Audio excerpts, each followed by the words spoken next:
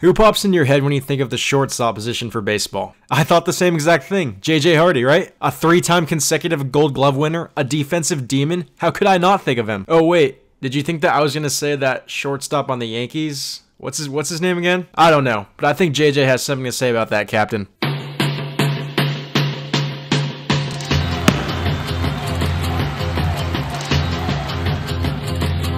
Shortstop, my favorite position in the infield. They get the most balls, they need to have a cannon. God, that's a great out call at first. Look at that cock back and finish. Today's video is going to be a bit different since I'll be ranking the tiers of shortstops in the game right now, in my opinion. There's so much talent at this position in the league, so I'm excited to break down each player and see where I think they rank. So let's not waste any more time and get into it, shall we? The tiers of MLB shortstops. Let's go.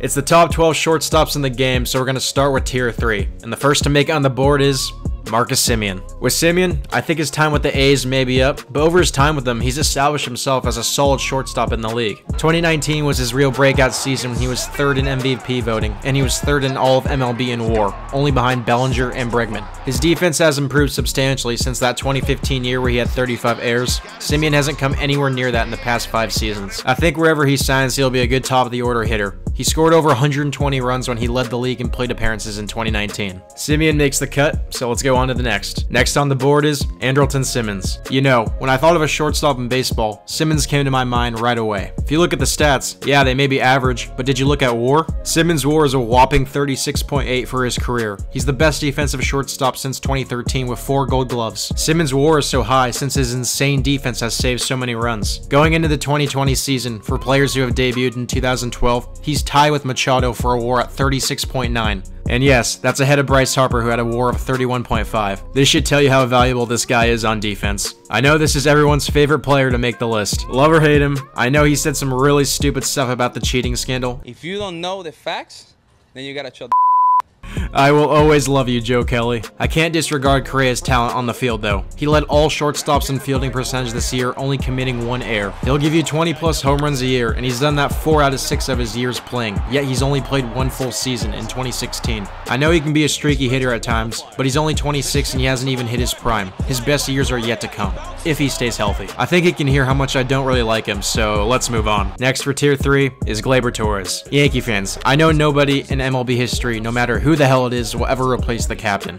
But this guy Torres has so much potential. Jeter started his career at 21-2 and hit 20 home runs in his first 2 seasons. Glaber has hit 62 home runs in his first 2 full seasons. Jeter obviously averaged over a 300 batting average in those years, but in today's era of how important home runs are, I think the Yankees are happy with 275, which Torres averaged in his first 2 years. He's aggressive at the plate, just like how Jimmy Rollins used to be, and his OPS averages over 830 in his career. And for a shortstop, that's superb. If he keeps hitting like this, the AL East should be worried. Rounding out tier 3, we got Tim Anderson. What I love about TA7 is he comes up to swing the bat and isn't afraid of anyone. He's only walked 25 times in the last 2 years, yet he's raking, hitting over 320 both years. Anderson led MLB in runs this year as he knows how to get on base. He's flashy and is making the game fun to watch. Like, look at that bat flip. Look how badass that is. Who doesn't want to see that? He's so exciting to watch since he loves playing the game for the fans and for his teammates. The Sox could win the AL Central this year as they have a really good roster, and I already know Timmy is going to go off in that order, no doubt. On to tier 2 we go. First up in tier 2, we got Corey Seeger. This guy Seeger raked this year,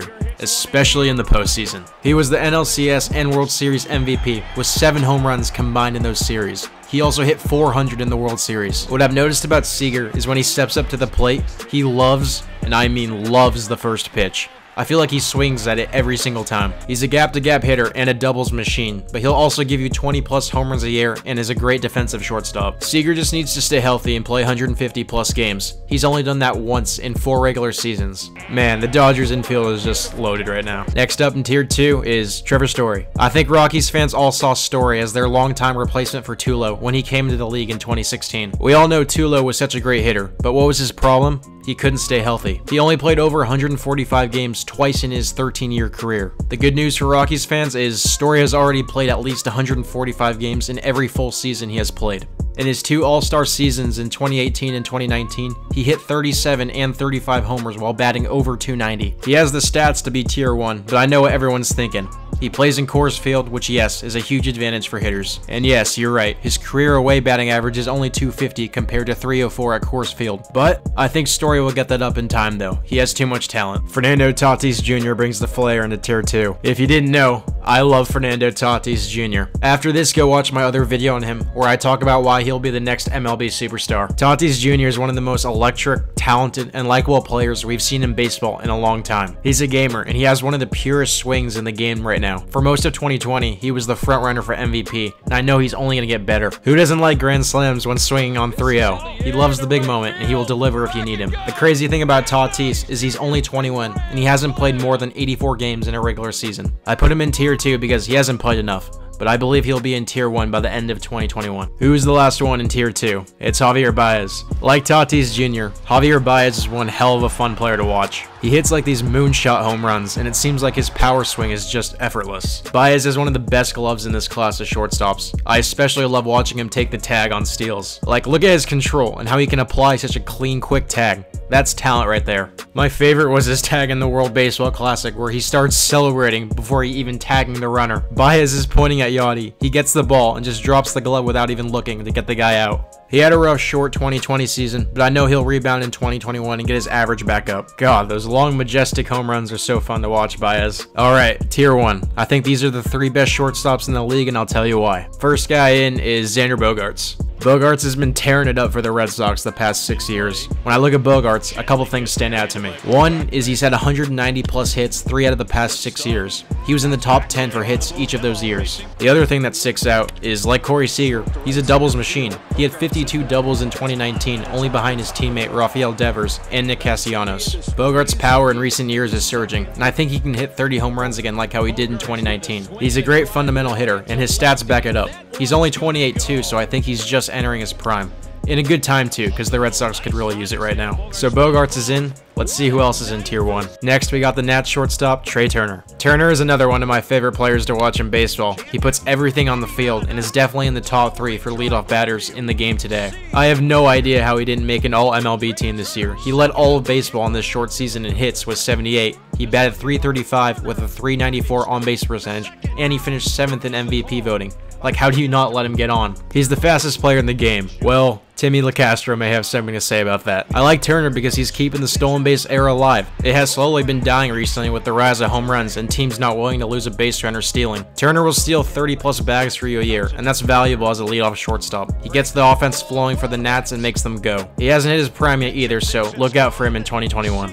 After Trey Turner, tier 1 is now down to just one player. The last guy should be obvious, Francisco Lindor. Lindor, the newest member of the New York Mets, is arguably the best shortstop in the game today. He's a 5-tool player, and he's been an all-star every full season he's played in the majors. As a shortstop, he's hit 30 plus home runs in each of the last 3 full seasons, from 2017 to 2019. Lindor steals bases, he gets on base, and already has a pair of gold gloves while only being 26. He's like the Mookie of the infield. He can just do everything you need on a baseball field for a position player. The stat that sticks out to me the most, and is the most important, is WAR.